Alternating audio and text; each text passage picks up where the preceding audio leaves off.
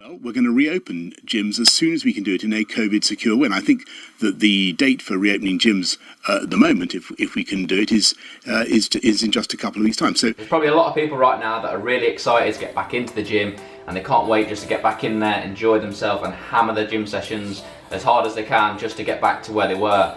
Which, to be honest, isn't the worst approach in the world, and you'll get back to where you were quite quickly within a few weeks. However, in today's video, I'm going to talk about a better approach that you should probably use in order for you to get back to where you were as quick as possible, reduce the risk of injury, and experience less DOMS. So if you don't know what DOMS are, it's basically when you get sore after a workout. The best thing to do after any long layoff is to get back into the gym slowly and don't go absolute balls to the wall and train as hard as you can, because the chances of injury is going to be way higher. You're going to get sore a lot easier. So if you've had any time off the gym and you train really hard, the DOMS you're going to experience are going to be like horrendous. Like if you can imagine the first time you trained legs and then the following morning you couldn't walk for about a week, it's going to be like that. It's a big problemo. The best thing to do when you get back into the gym is increase your weights gradually. So if, say you could, I don't know, bench press X amount, don't go straight to what you were doing.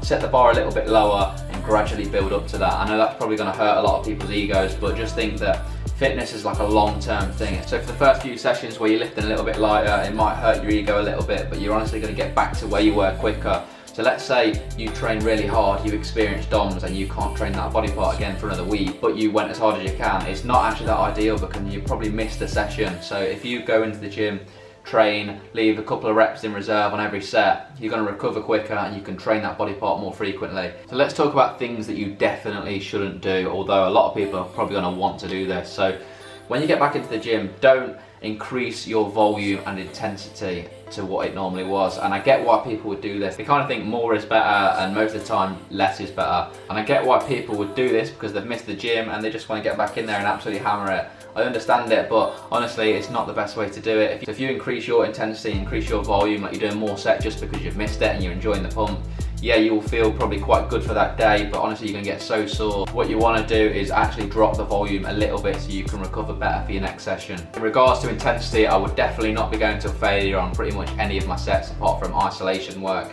Because say you go to failure on, I don't know, a hack squat or something, the DOMS you're going to feel in your legs are going to be horrendous. So just leave a couple of reps in reserve on your sets and don't be lifting the weights you were using prior to the lockdown.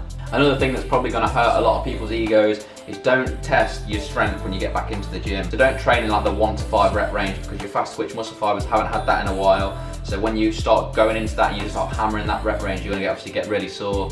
And also your central nervous system isn't going to be ready for that. So get back into it slowly, and obviously don't be testing your 1 rep max because you're going to be so vulnerable for injuries. Like your joints aren't ready for that kind of load, your muscles aren't, your central nervous system isn't ready. Honestly, don't go in there with an ego and start trying to see how much strength you've lost by testing your 1 rep max, because honestly, it's a pretty stupid idea. Okay, this next thing is like super important, so if you take anything away from this video, it's this one.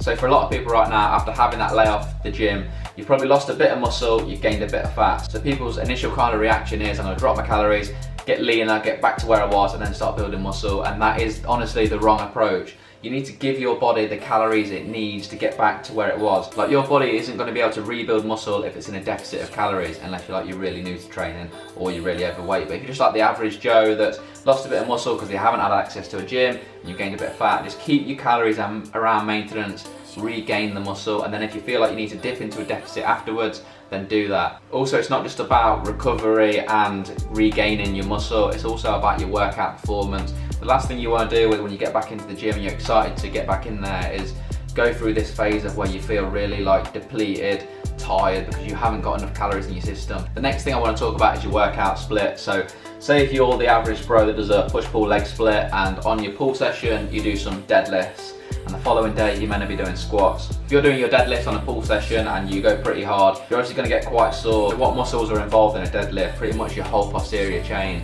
So if you're training legs the following day or a couple of days after, think about the muscles that are going to be taxed and sore going into that leg session. So your hamstring's going to be battered, your lower back's going to be battered. Hopefully you can see what I'm saying now about managing your volume so you don't get sore and then you have to miss a session because you're sore. Like, just think about your split and what is going to kind of overlap into your next session and just try and manage that. The last thing I want to talk about is warming up properly and stretching off. This is probably quite obvious and you'd be doing this in kind of any circumstances, but after a long layoff from training it is super important. So before your sessions, make sure you're doing your dynamic stretches. So before you're doing your chest workout, your push workout or whatever, make sure you're warming those shoulders up. Get those rotator cuffs nice and warm. Same with your squats, make sure you're doing a good warm up. Also remember to do your static stretches after your workout, which is going to help reduce the soreness that you'd get if you didn't do the stretches. Another thing you can do to reduce DOMS in your legs especially is, instead of just doing static stretches, do some light cardio after your session as well. So just go on a treadmill, do a light jog or do like an incline walk, and that's going to help reduce the DOMS as well. Anyway, I think that's all I wanted to cover, so I'm going to get out of here. Remember to drop the video a like if you found this useful.